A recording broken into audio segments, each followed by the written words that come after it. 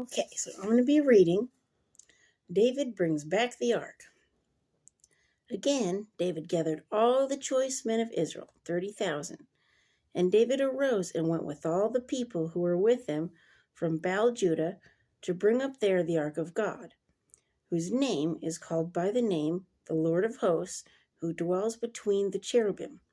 So they set the ark of God on a new cart and brought it out to the house of Abinadab, which was on the hill, and Uzzah and Ahio, the son of Abinadab, drove the new cart. And they brought it out of the house of Abinadab, which was on the hill, in camp accompanying the ark of God, and Ahio went before the ark. Then David and all the house of Israel played music before the Lord on all kinds of instruments of fir wood, on harps, on stringed instruments, on tambourines, on sistrums, I'm not sure what a sistrum is, and on cymbals. And when they came to Nachion's threshing floor, Uzzah put out his hand to the ark of God and took hold of it, for the oxen stumbled. So, it sounds like he was doing something good here. Then the anger of the Lord was aroused against Uzzah, and God struck him there for his error, and he died there by the ark of God. Now, I've read that when he did that, he was actually being disrespectful. So I don't know. If anybody knows more on this incident, let me know, okay? And David became angry because of the Lord's outbreak against Uzzah. So David's like, whoa, okay? And he called the name of the place Perez Uzzah to this day. So he named it after Uzzah. David was afraid of the Lord that day, and he said, how can the ark of the Lord come to me? So David would not move the ark of the Lord with him into the city of David, but David took it aside into the house of Obed-Edom the Gittite. The ark of the Lord remained in the house of Obed-Edom the Gittite 3 months, and the Lord blessed Obed-Edom and all his household. Now it was told King David, saying, the Lord has blessed the house of Obed-Edom and all that belongs to him because of the ark of God. So David went and brought up the ark of God from the house of Obed-Edom to the city of David with gladness. So he's like, okay, so I can have it with me. It's okay. And so it was, when those bearing the ark of the Lord had gone 6 paces, okay, that he sacrificed oxen and fatted sheep. Then David danced before the Lord with all his might, and David was wearing a linen ephod. So David and all the house of Israel brought up the ark of the Lord with shouting and with the sound of the trumpet. Now as the ark of the Lord came into the city of David, Michal, Saul's daughter, looked through a window and saw King David leaping and whirling before the Lord, and she despised him in her heart. So they brought the ark of the Lord and set it in its place in the midst of the tabernacle that David had erected for it. Then David offered burnt offerings and peace offerings before the Lord. And when David had finished offering burnt offerings and peace offerings, he blessed the people in the name of the Lord of hosts.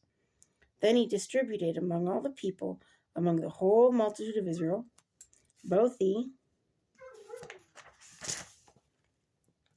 women and the men, to everyone a loaf of bread, a piece of meat, and a cake of raisins.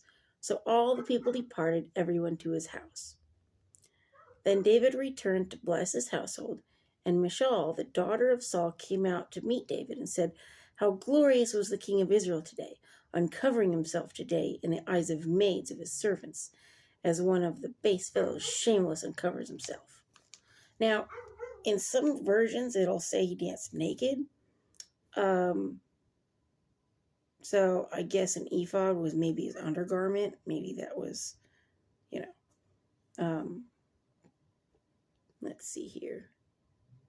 So David said to Michal, it was before the Lord who chose me instead of your father and all his house to appoint me a ruler over the people of the Lord, over Israel. Therefore, I will play music before the Lord. So he's like, God chose me, so I'll play music for the Lord. So, if my hubby was dancing naked in front of women, I wouldn't be happy either. And I will be even more undignified than this, and I will be humble in my own sight. But as for the maidservants whom you have spoken, by them I will be held in honor. Therefore Michal, the daughter of Saul, had no children to this day of her death. So You know, if I was jealous, like I think Michelle's jealous, okay? I probably wouldn't have had any kids either. I'd be like, I don't want to do anything with you.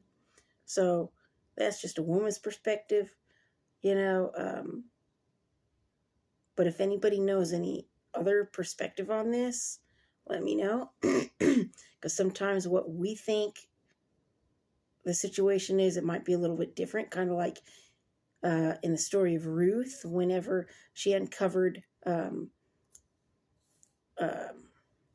Boaz's feet, you know, and people could look at it in a weird way, but in that culture, that meant, will you marry me?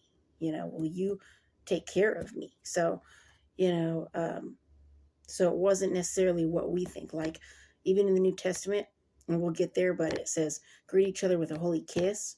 You know, men would kiss other men, and it wasn't sexual. It wasn't like, oh, you're hot. It was, you know, how do I put it? Like a greeting, kind of like, I think, correct me if I'm wrong, but I think in France, people do that. They'll go, mwah, mwah, or, you know, and in other countries, like we have personal space, we're like, don't get too close to me. But in other countries, they'll get really close to you because they have no personal space. They're like, what's that? What's personal space? We don't understand that. So, you know, different cultures are different. So you can't look at it from your culture. You have to look at it from their culture, what they were doing, what they were thinking. So, so yeah, anyway, if anybody has perspective on that, leave a comment, please. Yeah, but that's that. So we're going to be reading next God's promise to David. So we'll see what he promises. So anyway, thumbs up. Have a great weekend, guys. Subscribe. And I hope this has been a blessing to you.